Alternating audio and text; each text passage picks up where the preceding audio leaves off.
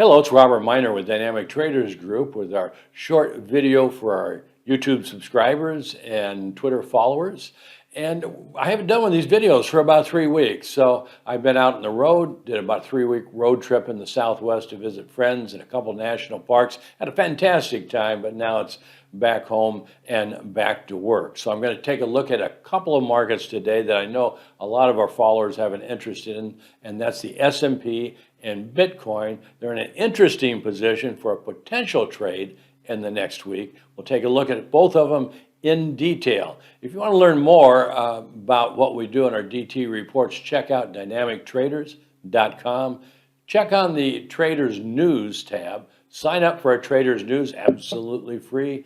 You don't need to leave any credit card, anything like that. And we provide more updates and more education through that. So you can be notified when we have more updates and more education. Of course, if you like this video, hit the like button, hit the subscribe button. Okay, let's get started and see where we're at with these two important markets and if there might be a trade opportunity in the next few days. Well, this is the SPX weekly data, and the primary piece of information we want to share from this weekly chart is the past week was week 4 of the weekly momentums being what we call dual look back oversold, and they actually made a bull reversal this past week even though they closed down a bit. That's really important. It's a high probability that a weekly low is complete. Remember, it's a probability, it's not a certainty. So we're going to look at ratchet down to daily and 60-minute data and see if we can identify a specific trade strategy and a specific stop.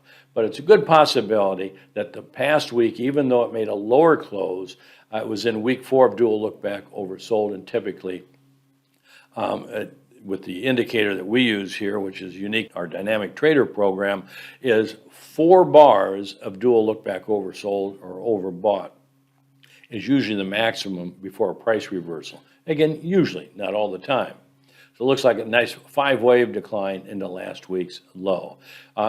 We'll take a look here, we'll take a look more closely in the daily data, but typically, at least recently, the CPI announcement of the CPI rate each month has resulted in a reversal within a day or two of that announcement. So if a market is trending into the CPI announcement, frequently within a day or two of that announcement, a reversal is made. You can see that on the weekly charts here.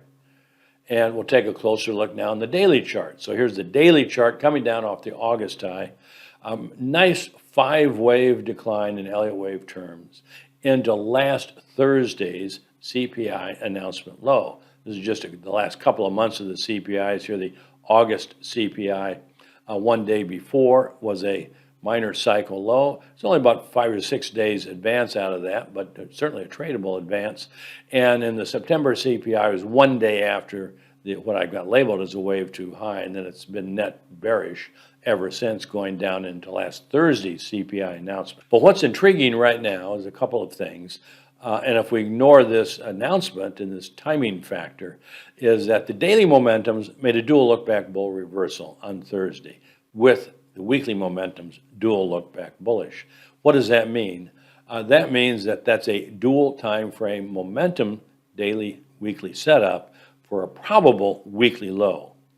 And particularly because we can divide this really nicely into 5-wave decline, and because Thursday's spike down came right into the end of wave 5 price target zone. So we got time, price, pattern, dual time frame momentum. Everything came together on this dramatic reversal on the announcement on Thursday.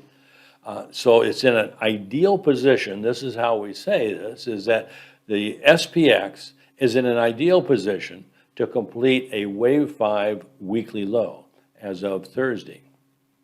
Now, if you look at some of our past videos, it was right around in here. We're also looking for the potential for a weekly low. It ended up just being a daily low. And there are a lot of signs after 2 or 3 days that this was not going to be an impulsive trend, that it wasn't a weekly low as anticipated.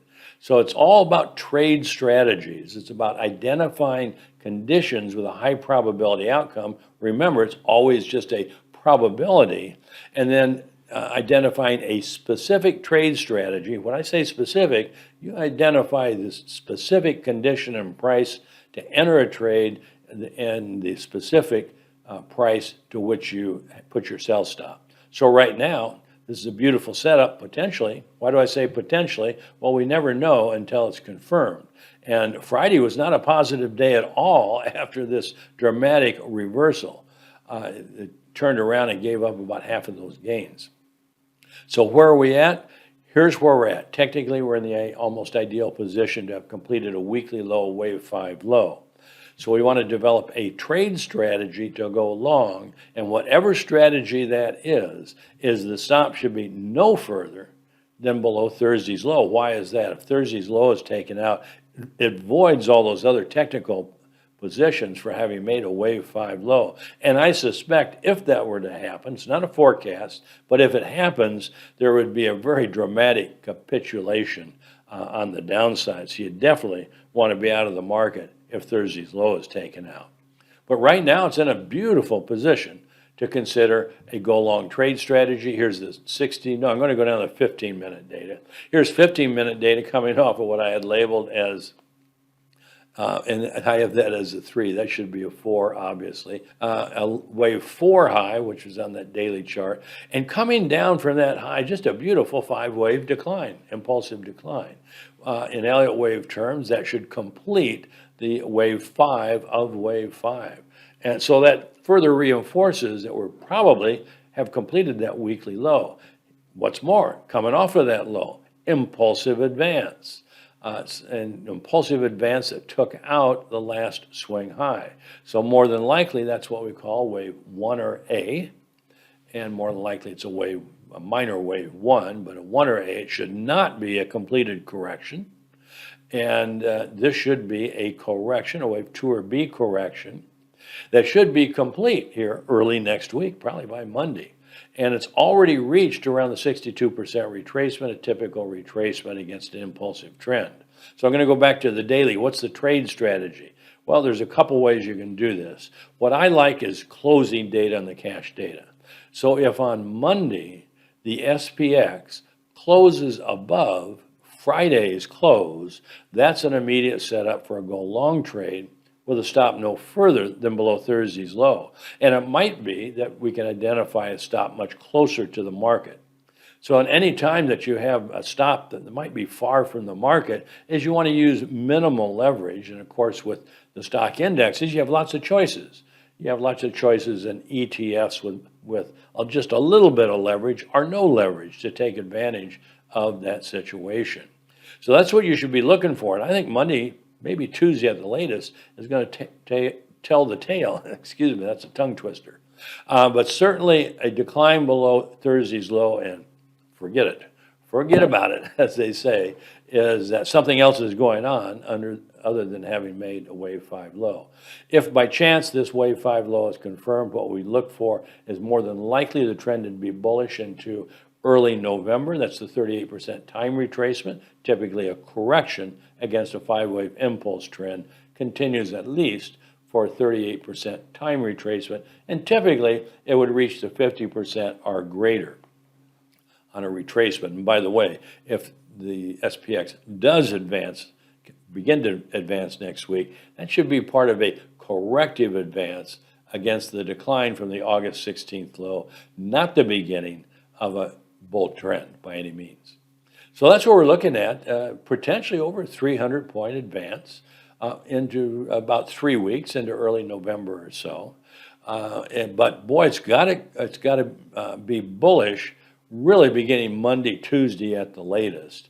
And if by chance Monday closes higher, that's basically all in on the long side, with a stop, of course, because we never know what's going to happen.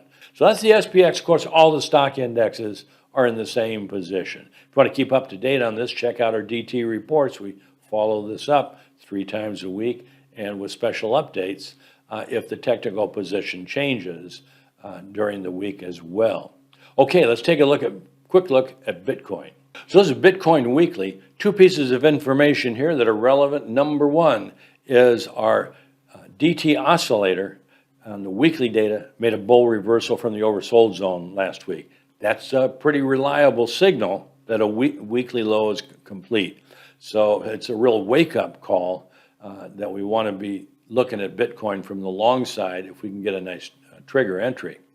And also, this past week, really a narrow range week. By the way, I'm not looking at Bitcoin. This is the GBTC. This is the ETF, because that's what a lot of people trade, but it follows Bitcoin pretty much tick for tick.